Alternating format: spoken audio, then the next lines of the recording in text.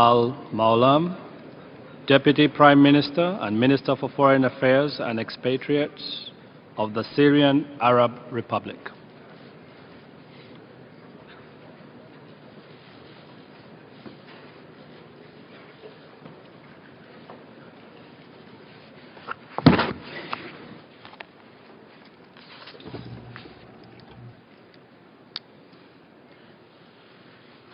السيد فوق Mr. Vuk Jeremic, President of the 67th session of the General Assembly, I would like to congratulate you and your friendly country, the Republic of Serbia, on your election as President of the General Assembly at its current session, and to wish you success in conducting our work in a manner that brings back to the President of the General Assembly its important and neutral role in fulfilling his duties away from any political, national or international agendas that violate the rules of international law and contradict efforts to achieve security and stability in the world. We also wish success to the Secretary General of the United Nations in carrying out his duties and enhancing the purposes and principles enshrined in the Charter of the United Nations. Mr. President, ladies and gentlemen, our world today faces many events that are affecting its states and continue to cast their shadow on the international arena. Many countries are facing political, economic, and financial crises whose consequences exceed the capacities of countries to individually cope with.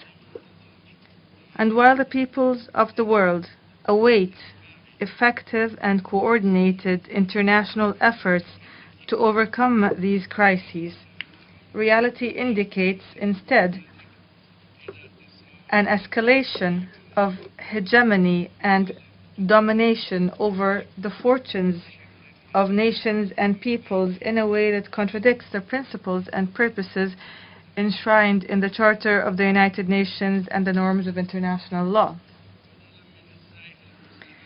Instead of seeking to contribute to the settlement of regional and international disputes by peaceful means, some well-known countries continue to pursue new colonial policies based on political hypocrisy in dealing with these crises. Under the pretext of humanitarian intervention, these countries interfere in the domestic affairs of states and impose unilateral economic sanctions that lack moral and legal bases.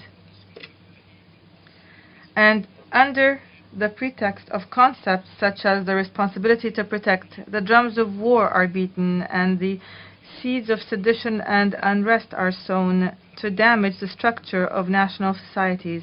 And what is worse of all this, perhaps, is to see permanent members of the Security Council who have launched wars under the excuse of combating terrorism now supporting terrorism in my country without any regard to United Nations resolutions that have established regulations and mechanisms for concerted international efforts to fight this scourge away from political polarization and double standards. Mr. President, for more than a year now, my country has been facing organized terrorism that has affected our citizens and our human and scientific resources and national establishments and many of Syria's historic and archaeological landmarks through terrorist bombings, assassinations, and massacres, through looting and acts of sabotage that have horrified citizens in many parts of Syria. The most recent example of this is the terrorist bombing that recently took place in Damascus on the 26th of September in 2012. A terrorist group with the name of Jabhat al-Nusra, one of Al-Qaeda's arms, took the responsibility for this attack, and it is no surprise that the Security Council has failed to condemn this and other terrorist bombings because some of its members support such acts. This terrorism, which is externally supported, is accompanied by unprecedented media provocation based on igniting religious extremism sponsored by well-known states in the region. These states facilitate the flow of arms, money, and fighters through the borders of some neighboring countries. These states also turn a blind eye to the activities of terrorist groups crossing their borders, while others provide active material and logistic support from their territories for such groups. These facts lead me to question whether this international consensus by our states on combating terrorism was serious, or was it merely ink on paper?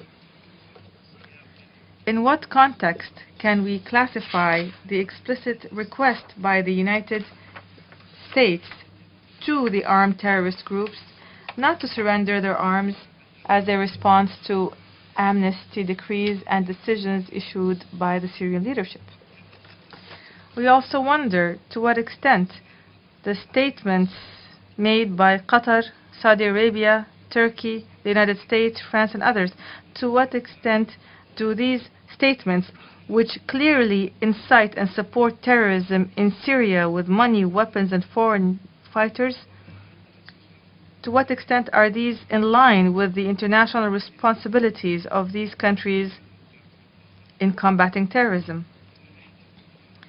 One of the ironies that we face today is represented by encouraging extremists in countries within and outside our region to go to the borders of Syria and enter the country to carry out terrorist acts under the name of jihad, in collaboration with terrorists from the inside. This is a fact that has been confirmed by reports by both international and Arab observers before them.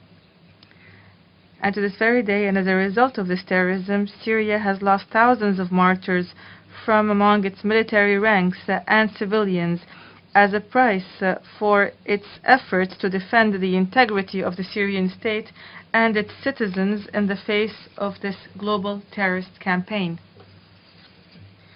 Mr. President, the Syrian government called for dialogue at the beginning of the events in my country, but this call did not find any positive response from most opposition parties.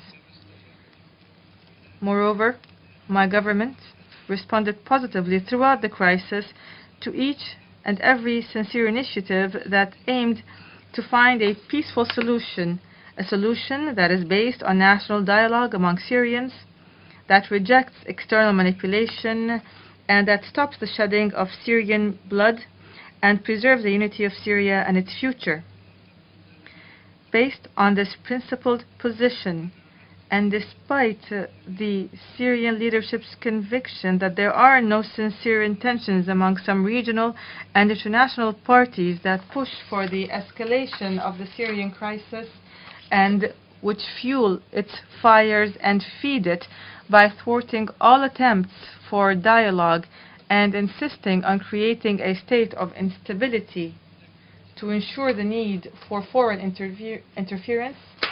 Despite all this, Syria cooperated with the Arab Observer's mission and the subsequent international initiatives linked to the work of the United Nations Special Envoy Kofi Annan.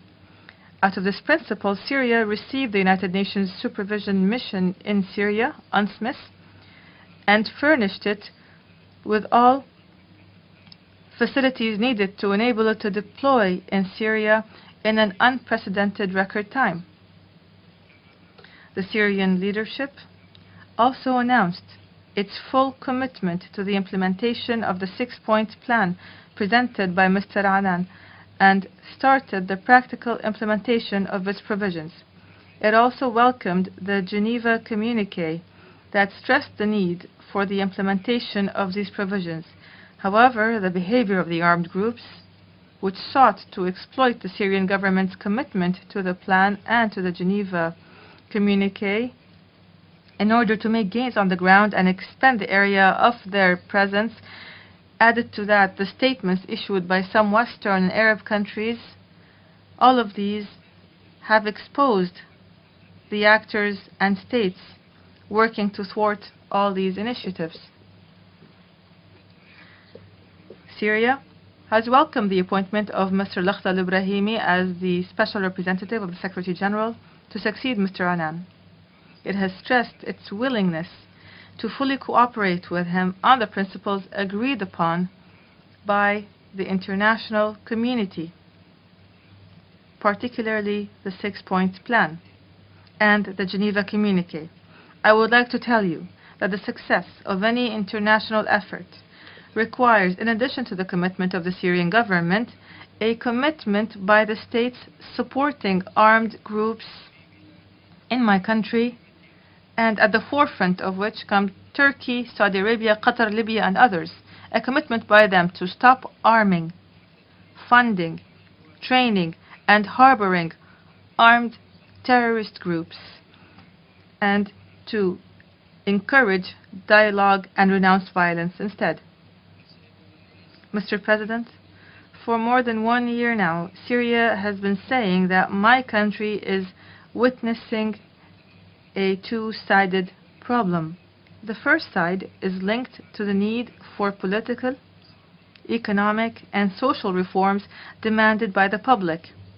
The second side is the exploitation of those social needs and demands for objectives that are completely different from the demands of the Syrian people and their interests. And using these peaceful demands as a vehicle for armed groups to sow sedition and undermine security in my country. I referred to this in my speech from this very podium last year. I've returned today to tell you that the state in Syria has taken serious and important reform measures that were culminated in a new constitution that embraces political pluralism and was adopted by a popular referendum, upon which parliamentary elections were held, which were open to multiple political parties. And now I tell you that Syria is continuing to work with the patriotic elements in the opposition to build a new and pluralistic Syria that meets the aspirations of its people. Syria, at the same time, is determined to carry out its duties and to protect its people from jihadist and takfiri terrorism, which armed terrorist groups are using to spread chaos and create sedition among Syrians and threaten their peaceful coexistence. Mr. President, we heard from this podium and on other platforms some calls that were made by those who are ignorant of the facts, or may be ignoring them, or may be contributing to their spread, calling on the President of the Syrian Arab Republic to step down. This is blatant interference in the domestic affairs of Syria and the unity of its people and its sovereignty. The Syrian people, and only the Syrian people, are authorized to choose their own future and the form of their state, which accommodates all groups and throughout the entire spectrum of the Syrian people, including those who were deceived and misled. The Syrian people are the ones to choose their leadership through the ballot box, which is the most important means of democracy and democratic expression. If some countries which interfere in the internal affairs of Syria are proud of their democracy and the freedom of choice of their people, then it is better for those countries to support us in our democratic course and leave the Syrian people to choose their leadership through elections whose form has been set by the new constitution and relevant legislation, and then the ballot box will have the final say. I say to those countries, enough illusions, and I invite the national opposition to work together to stop the shedding of Syrian blood and to sit at the